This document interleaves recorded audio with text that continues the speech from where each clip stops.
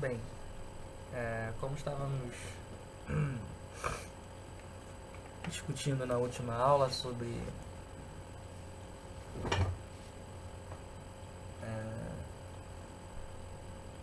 a colonização portuguesa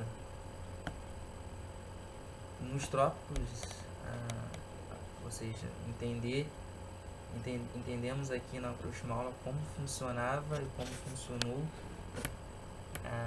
a circulação desses indivíduos que advinham da metrópole para as colônias e de alguma maneira entendemos como a coroa se utilizava de estratégias para fazer valer os seus interesses no mundo colonial, porque de fato uma coisa que realmente não assombrava, mas de fato dava um grande empecilho para esses interesses serem cumpridos era justamente a distância. Ou seja, o mar, se de alguma maneira conectava os continentes, eles também os separavam.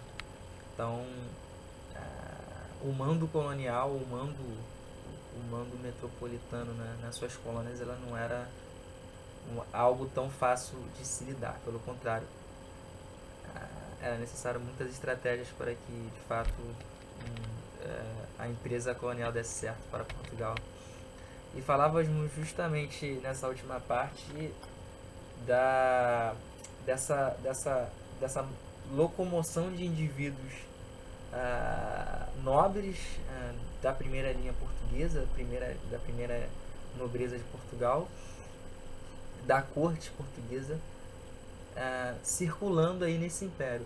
Então era muito comum indivíduos assumirem cargos políticos em Angola e logo depois ou posteriormente eles virem para o Brasil também assumindo cargos políticos, né? Ou seja, de alguma maneira criou-se um ciclo específico de certas famílias no controle desses cargos políticos, né? E uma vez que você entende isso, você automaticamente entende a rotatividade desses indivíduos pelo Império, ora um indo para Goa, ora indo para o Brasil, ora indo para Angola, para Moçambique, e todos eles sob essa égide, como nós já discutimos, do serviço ao rei, e de alguma maneira o rei entendia que deveria recompensar esses indivíduos, e aí funcionava o que a historiografia chama da concessão de mercês. Isto é, os indivíduos, é claro, se pensarmos hoje em dia, é claro que isso é um grande anacronismo, mas como hoje ninguém trabalha de graça, ou seja, hoje nós temos essa visão um pouco mais racional, mas naquela época não é uma questão de trabalhar de graça, é uma questão de que você estava servindo ao rei. Ou seja, pensa aí na cultura do antigo regime, né? O antigo regime ele funcionava justamente tendo o rei como cabeça da sociedade. Então, quanto mais próximo a ele você estivesse, mais oportunidade de ascensão social vocês tinham. E de alguma maneira o rei sabia jogar muito bem com isso. Ou seja, não era só saber castigar, mas sim também recompensar, sobretudo, para que mantesse a máquina viva da colonização. Bom, acho que isso ficou muito claro. E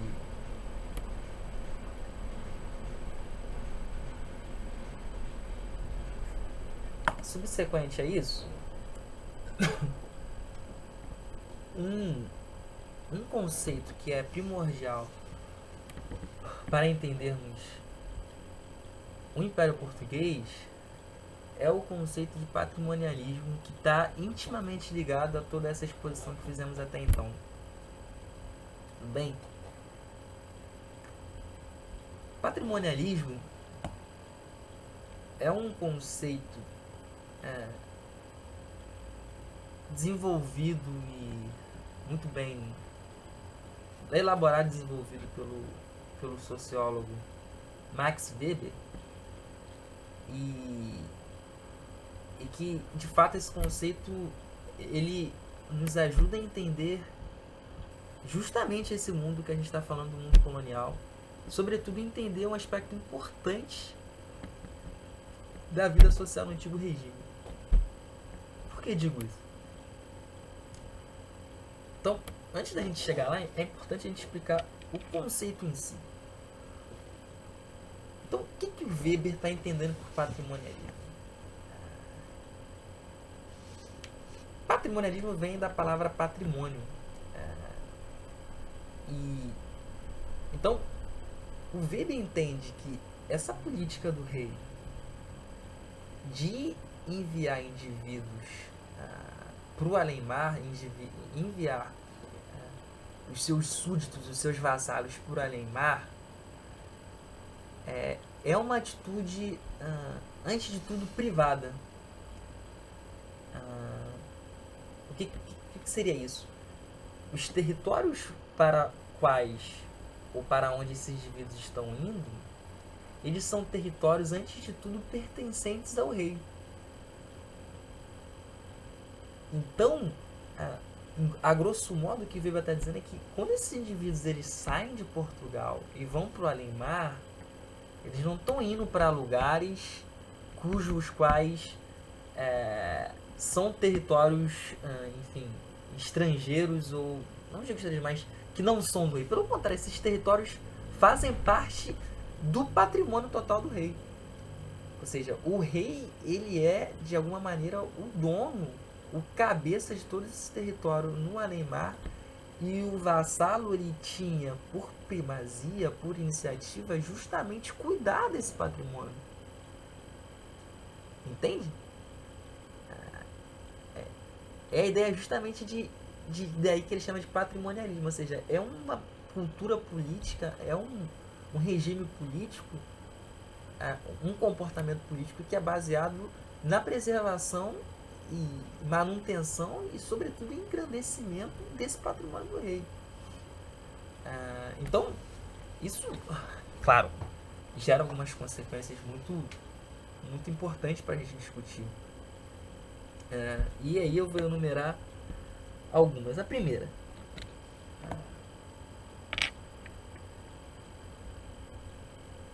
consequência é justamente essa desconexão do antigo regime com a ideia de público. Compreende? Então, no patrimonialismo não existe essa ideia de público, ou território público, ou patrimônio público, ou como hoje é muito comum dizermos aí nos debates, né? Esse território, isso pertence à União, esse pertence ao governo, isso pertence, enfim, isso é público, isso assim, é de toda a nação brasileira, então todos têm direito. Então isso não existia no antigo regime. O antigo regime era pautado no território privado. Ou seja, ele pertencia ao rei e o vassalo ia para esses territórios cuidar desse território, desse patrimônio que era do rei. E era comum o rei conceder parte do seu território à iniciativa privada, a conceder terras, né? A conceder cargos para indivíduos, não para corporações, mas para indivíduos, não para um grupo, mas sim para indivíduos. Então, é claro que, qual a consequência direta disso? A confusão total entre o público e o privado. Portanto, não confusão, mas não existia o público, de alguma maneira, né? O público, ele, de alguma maneira, se existia, ele existia para dar competência ao patrimônio do rei, né? Mas, em suma, o que existia era o privado. Logo, o que inferimos é que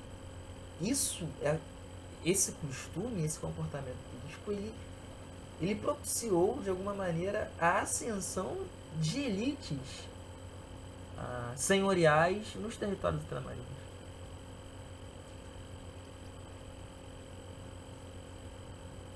Aí você me pergunta, mas como? Justamente, a resposta está justamente ligada à ideia de patrimonialismo, ou seja, esses indivíduos que para a colônia iam, eles de alguma maneira se enraizavam na conjuntura local, mas com a mentalidade de que o patrimônio, a terra onde ele estava, pertencia ao rei E consequentemente, se o rei quisesse lhe oferecer ou lhe dar algum pedaço de terra, ele poderia. Então, criou-se na colônia o que nós chamamos da ideia das Seis Marias.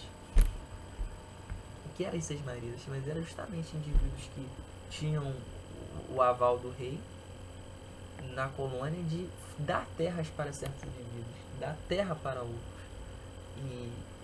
E à medida que ele faz isso, essa terra é privada, não é pública. Então, criou-se, a partir desses pequenos ciclos, né, de elites dentro da colônia, justamente o que chamamos de uma grande iniciativa privada que, de fato, caracterizou muito o mundo ibérico, essa ideia de patrimonialismo. Ou seja, estamos pegando um patrimônio que não é público, mas sim é do rei e, consequentemente, se ele quiser e se ele me agraciar, se eu for digno, ele pode me dar um território, um cargo como mercê. Então é meu e de alguma maneira eu posso usar esse meu território para agraciar ou para dar manutenção à minha própria família no território dele. Isso te soa muito familiar, porque a terra hoje no Brasil, a terra por muito tempo, o acesso à terra no Brasil justamente foi por muito tempo baseado nessa ideia de patrimonialismo, né?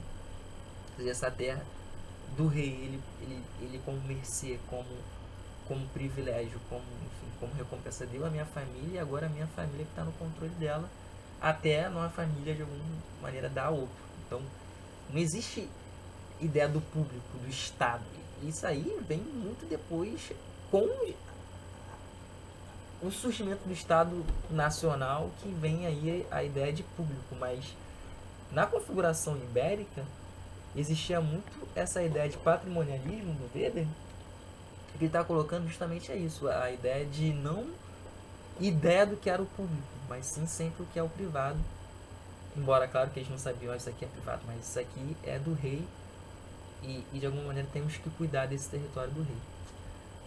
Então é muito importante nós entendermos esses conceitos para que na leitura ou na análise desse período não cometemos certos anacronismos, ou seja, tentar transferir a nossa lógica de mundo para aquele não.